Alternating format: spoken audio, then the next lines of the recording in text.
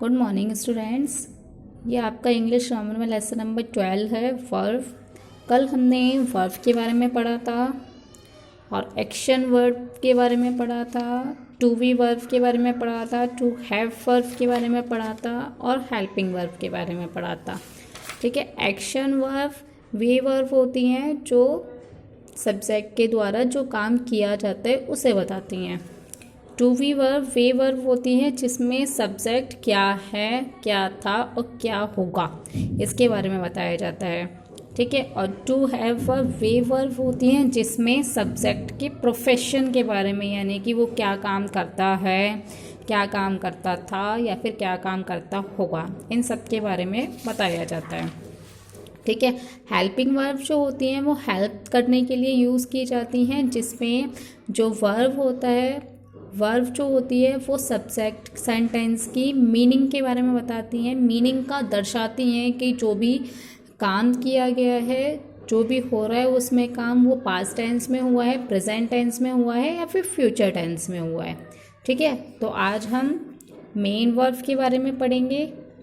This is verb which explain the complete meaning of the sentence, यानी कि ये वे verb होती हैं जो सेंटेंस की कंप्लीट मीनिंग के बारे में बताती हैं, जो बताती हैं कि सेंटेंस पूरा हो गया है। जैसे doctor Arvind will revive all the patient of their pain, यानी कि डॉक्टर अरविंद जो है वो पेशेंट को, ठीक है, जो मरीज़ होते हैं उन मरीज़ों के जो उनका दर्द होता है, मरीज़ों का जो दर्द होता है उससे छुटकारा दिलाते हैं। ठीक है, डॉक्टर अरविंद, यानी कि इसमें सेंटेंस की पूरी मीनिंग है कि डॉक्टर अरविंद क्या काम करते हैं। डॉक्टर अरविंद सभी पेशेंट की, सभी मरीजों की उनके दर्द से मुक्ति दिलाते हैं, छुटकारा दिलाते हैं। We have decided to go on pilgrim next week. I to play badminton for an hour in the evening. मैंने बैडमिंटन खेला शाम में 1 घंटे, यानी कि मैंने शाम में 1 घंटे बैडमिंटन खेला। ठीक है, इसमें है in the following sentence underline the helping verb and circle the main verb. ठीक है, हेल्पिंग वर्ब के ऊपर हमने अंडरलाइन करनी है और मेन वर्ब पर सर्कल करना है। हेल्पिंग वर्ब आपको पता है कि is, am, are, was, were, has, have, can, could, will, shall, ये सब होती है। और मेन वर्ब जो काम किया जाता है वो होती है। ठीक है, Vishnu is carrying his grandmother's luggage.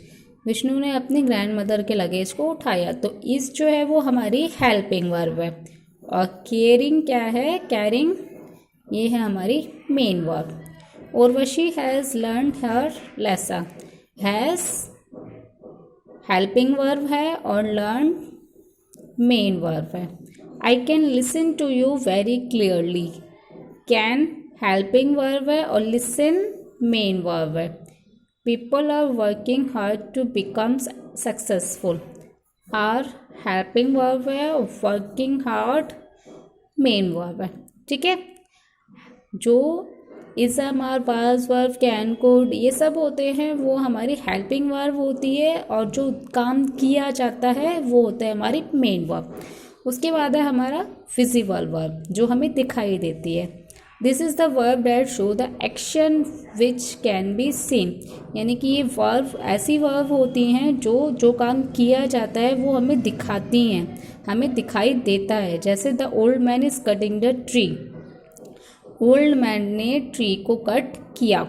ठीक है, जो बूढ़ा व्यक्ति थे उसने, बूढ़ा व्यक्ति पेड़ को काट रहा है, हमें दिखाई दे रहा है कि बूढ़ा व्यक्ति पेड़ को काट रहा है।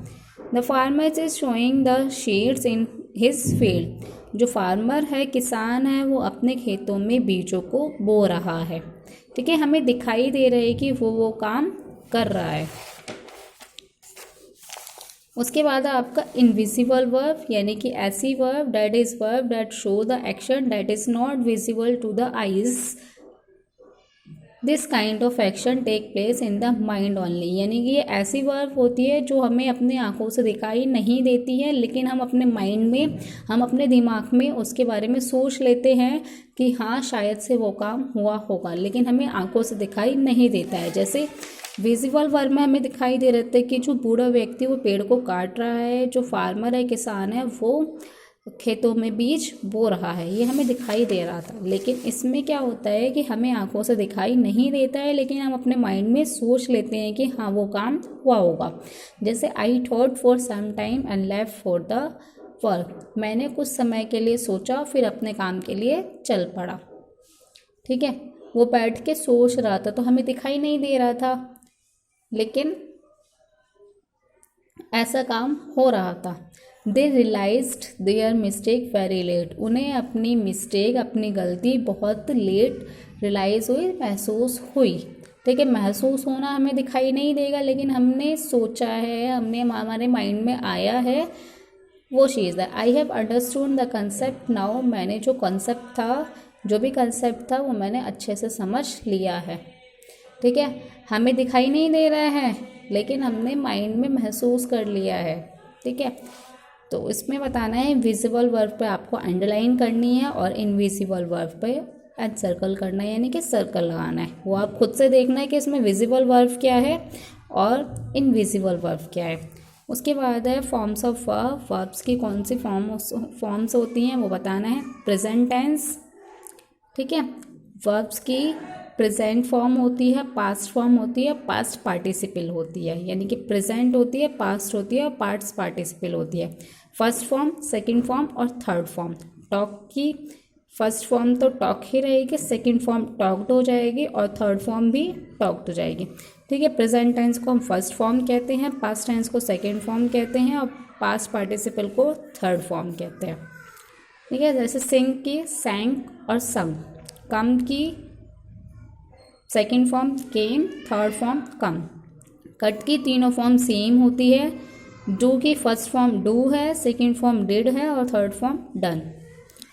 ठीक है, उसके बाद है first form of the verb is use to talk of the action we do repeatedly और यानी कि इसमें यह बताया गया है कि जो फर्स्ट फॉर्म होती है वो जो भी काम किया जाता है उसके लिए यूज़ की जाती है, और जो सेकेंड फॉर्म होती है वो पास्ट में यानी कि भूतकाल के लिए यूज़ की जाती है, जो काम हो चुका है, जो काम हम कर चुके हैं। ठीक है, और जो पास्ट पार्टिसिपल होती है वो होती है हमारी जो काम हमने पास्ट में किया था, यानी कि भूतकाल में हमने पूरा कर लिया था। जैसे वी केम हेयर यस्टरडे, हम कल यहाँ पर आ चुके थे।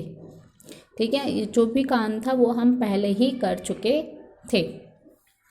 तो ये आपको एक्सरसाइज आपको खुद से भरनी है। आई होप आप लोगों को समझ में आया हो ये चैप्टर।